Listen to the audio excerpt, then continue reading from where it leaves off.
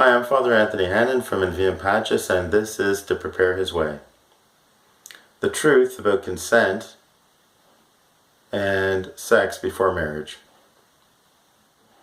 School is about to start, and in Ontario there is a sex education curriculum that attempts to teach children about consent. They also teach them many other things that are completely age inappropriate. And these things have been going on, by the way, in the government-run Catholic schools for over 20 years. At least teaching the young children, 6 years old, the technical terms for the reproductive organs. Now, I understand that there is an attempt at trying to protect the children, and that's why they want them to know the proper names of things, and that's why they want to teach them about consent. But I'm going to say that this is actually setting the children up for abuse if they happen to cross the path of a sexual predator. The only thing that children need to know, young children need to know, is that nobody touches their private parts. And they don't touch anyone else's private parts either.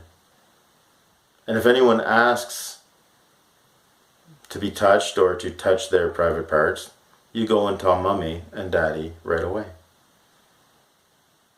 That's all a young child needs to know.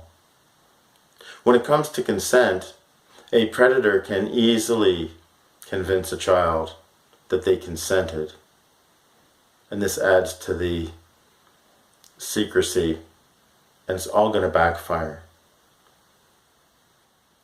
The only consent that counts, the only consent that is valid, the only consent that is real, is after a man and a wife consent at their wedding ceremony. After that, they're married, and then they can have consent. Before that, outside of that, no. All that consent, even though, in our modern day, the prevailing culture says that, two consenting adults, it's okay. No, it's not. Something that is intrinsically morally wrong, that breaks the moral code of God, is wrong, whether two or more, or however many people say it's okay.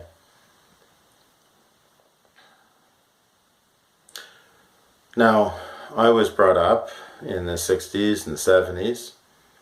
My dating years were in the 80s and 90s, I guess. I didn't go to the seminary until the year 2000. That's another story about why I was a later vocation, but I would have benefited greatly if someone spoke, if the message was very clear. And that's why I'm going to speak it very clear right now.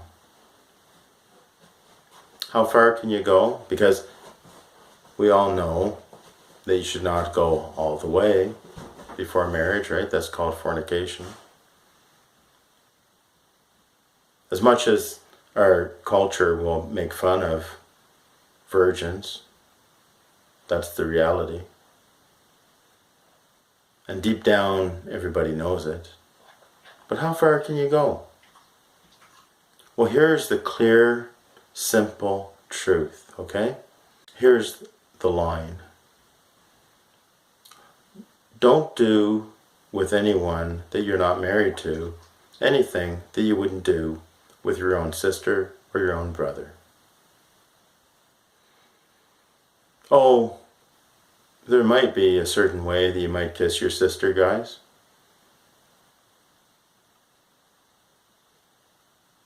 But if you're kissing your girlfriend another way than that, you've crossed the line.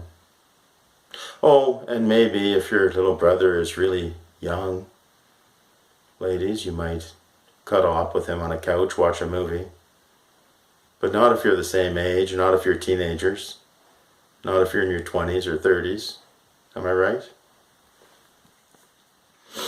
This is a hard word. It sounds very prudish. This goes against our culture. And like I think I've said in another video, we have been formed by our culture. I have been formed by the culture within which I've grown up in, right? Within which we live. We're affected by our culture. But as followers of Jesus, we want to be disciples of His. We want to be formed by Him. We want the mind of Christ. We are all one family. We need to look at one another as family members. We need to look at each other as brothers and sisters. Priests, we need to always look at others as our sons and daughters. At Mass, I will rarely say, dear brothers and sisters, or pray brothers and sisters. I will always say, brethren. It's just a wider scope, and I think it's such a more rich word. There's nothing wrong with saying brothers and sisters, but as a priest, right, we're called Father. People call us Father. No matter what your age, priests, eh? No matter what your age, you need to look at others as your sons and your daughters, as your daughters and your sons. You see? Look at all the women as your daughters. And let your fatherly instincts of protection and provider, let that kick in. Let that kick in. This is why, crossing the line when it comes to the sixth commandment for a priest is so terrible, because it's spiritually incestuous. And I want every priest that sees this to get that into their heads. And everyone else, I want you to remember that the only consent that counts